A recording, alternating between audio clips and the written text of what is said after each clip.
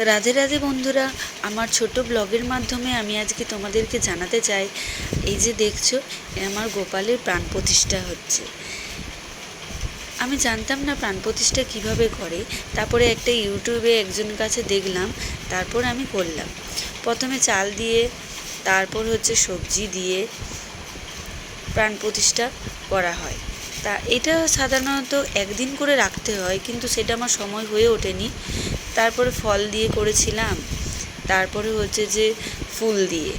দেন গোবিন্দ করার আগে প্রথমে গোপালের চোখটা হচ্ছে যে লাল কাপড় দিয়ে বেঁধে দিতে হয়। এটা 24 ঘন্টা রাখতে হয়, কিন্তু সেটা সম্ভব হয়নি। তো জন্মাষ্টমীতে করেছি, তো সেই জন্য প্রথমে আমি ওই 5 মিনিট করেই রেখেছি।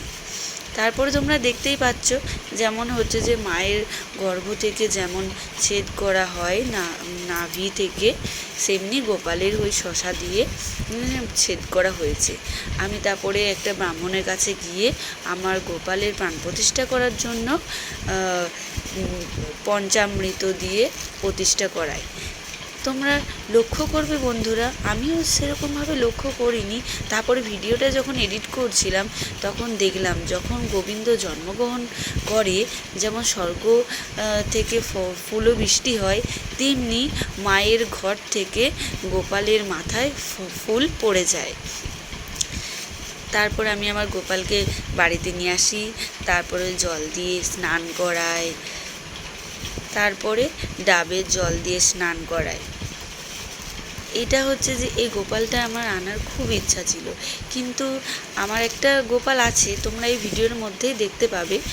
কিন্তু এই গোপালটা আনার আমার খুব ইচ্ছে ছিল, সেটা ভগবান নিজের থেকেই আমার কাছে এসেছে। আগের বছরে আমার বিয়ে হয়, তো তখন আমার ছোটো মাসি শাশুড়ি এই গোপালটা আমাকে গিফট করে। মানে এটাই আমার শ্রেষ্ঠ উপহার। আমি ভাবিনি গোপাল নিজের থেকেই আমার কাছে আসবে। তারপরে গোবিন্দর অঙ্গরাজ করি। আমি সেরকমভাবে অঙ্গরাজ করতে জানি না, কিন্তু তাও করলাম।